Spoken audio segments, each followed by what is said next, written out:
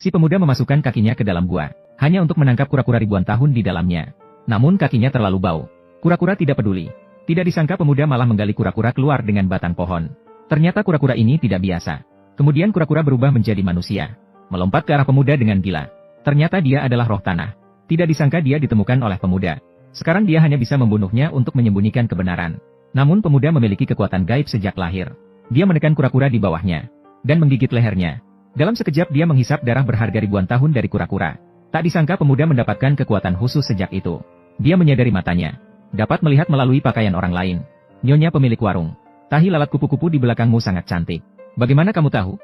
Nyonya pemilik warung masih mengira pemuda memiliki niat jahat. Langsung memberinya tamparan. Siapa sangka pemuda menghindar. Malah tanpa sengaja memecahkan vas di sampingnya.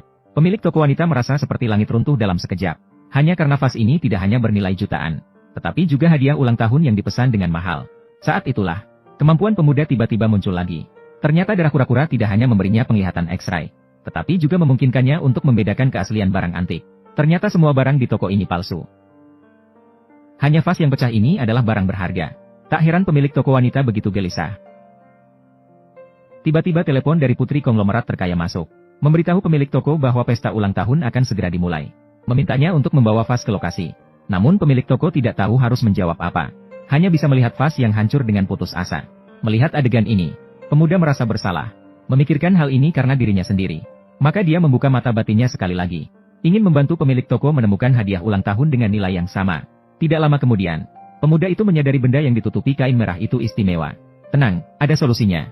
Dan sisi lainnya, pesta ulang tahun sang konglomerat telah dimulai. Para tamu mulai memberikan hadiah mereka secara berturut-turut. Namun hadiah dari putri sang konglomerat tak kunjung tiba.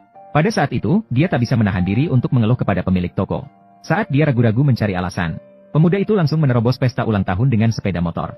Adegan aneh ini membuat semua orang memperhatikan dengan heran. Untungnya, putri sang konglomerat membantu menjelaskan.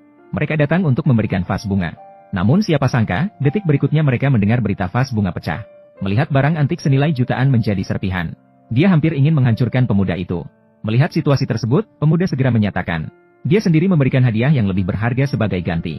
Semua orang menjadi tertarik setelah mendengarnya.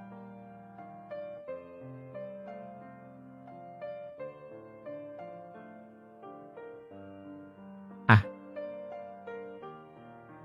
Hahaha. Hanya sebuah lonceng rusak. Hahaha.